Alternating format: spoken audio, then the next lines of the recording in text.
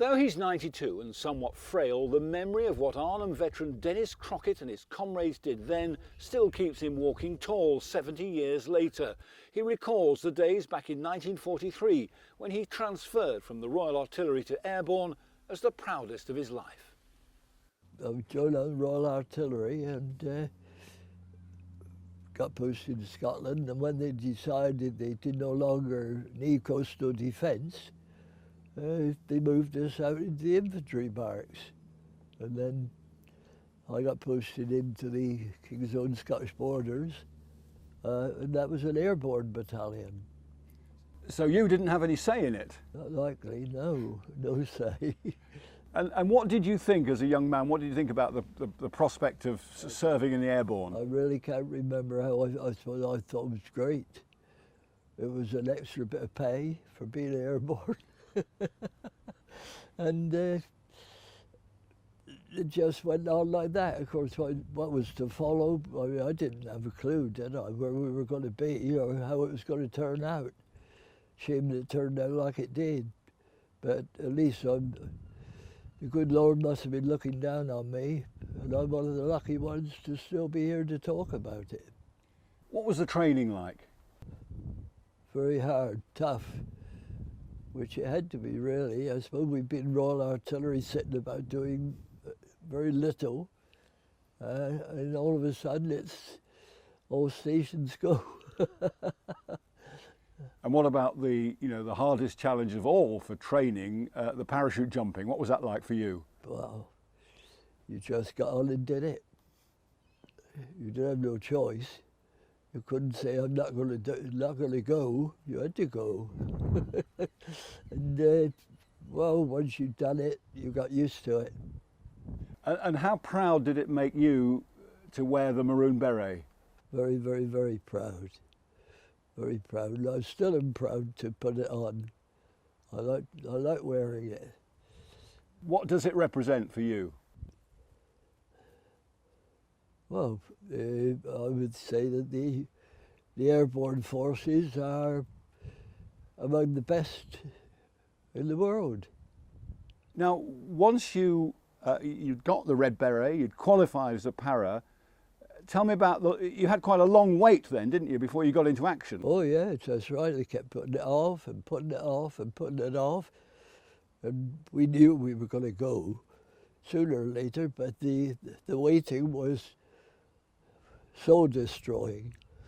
You get very upset once you've been briefed and you got all packed up and ready to go, and then they come through in the morning and say, no, we're not going, it's off. Until 17th of September, and it was on. And tell me about that morning, the morning of the 17th. What was that like? Very good. Brilliant day. We were all packed up and we knew where we were going. We knew what the objective was. We knew what we had to do. Well, it was just like going on an exercise. No opposition. Got down without any problems, and it was like an exercise. Were you nervous? Were you apprehensive? No. What were your feelings? Glad to be going and doing something. Very pleased that it was going to happen at last. So the landing was unopposed. There was no enemy at the drop zone. When did things change, and how did they change? Well, we went on the Sunday and it was a picnic. And on the Monday, of course, they realised then that we were there. We had dropped out of the sky and there was some more coming. That's why we went early to guard the dropping zone for the next day's drop. And things changed. They began to show us that they were around there, and they'd bring in all their tanks and machine guns and the like, and we were just hopelessly closed in. Where were you? What was your area of operation, and what was the fighting like? Well, we were guarding the dropping zones, and once they had dropped and got down on the Monday, then we moved further in towards the town, I should think. The bridge must have been somewhere in the reckoning, but we never did get to the bridge. Never, never. And it was just skirmishes, and they were firing at us and bombing us and setting alight to all the places around us, making sure everything was getting destroyed. We stayed there 8 days. I don't know really. And how static were you? Were you in slit trenches or? We were to start off with, but once we got out of those and moved, didn't have time to dig anymore. We just were in the ruins and wrecks of the houses. And how would you describe the fighting, Dennis? What was it like?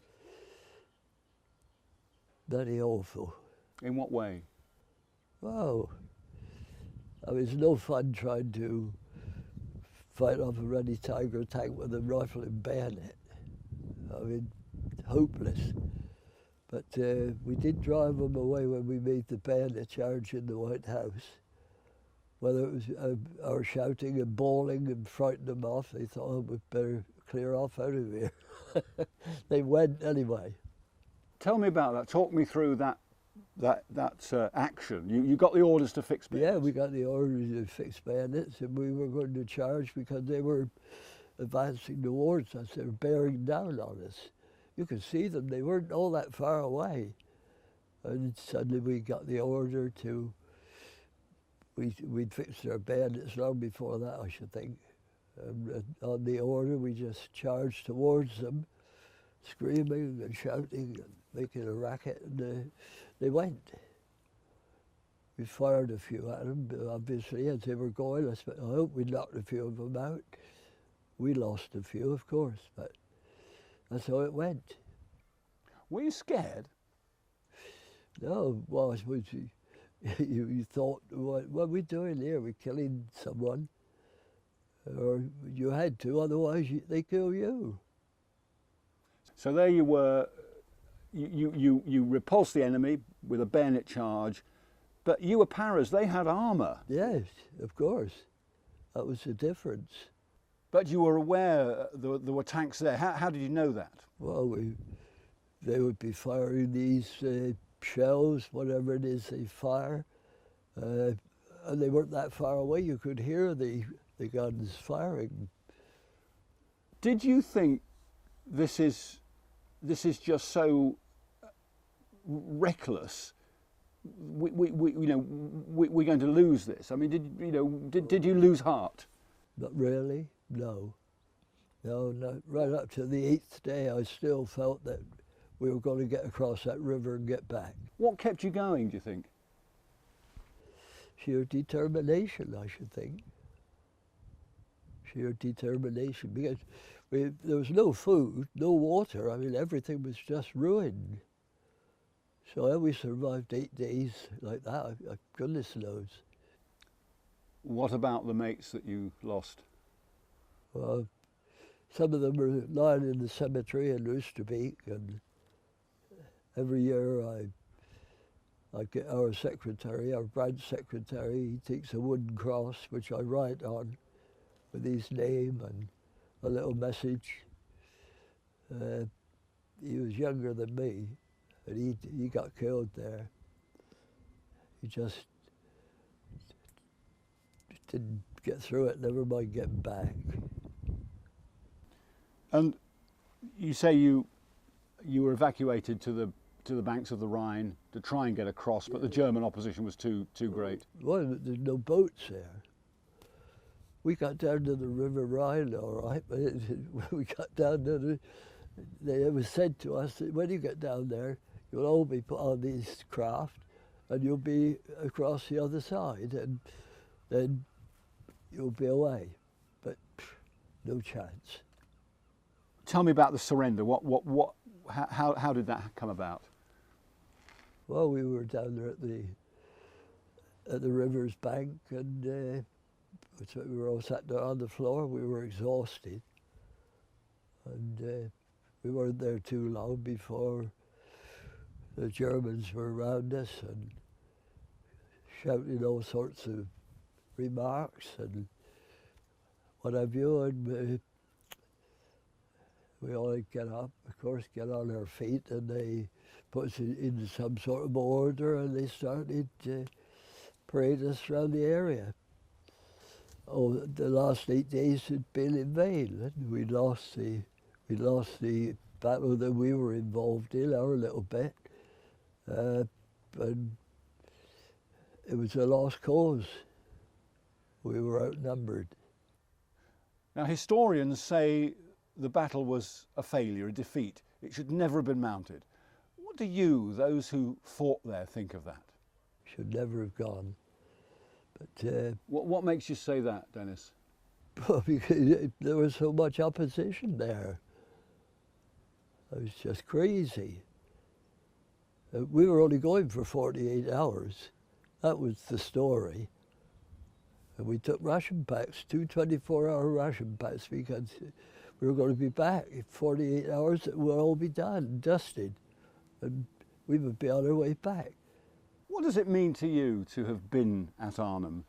Very proud, yeah.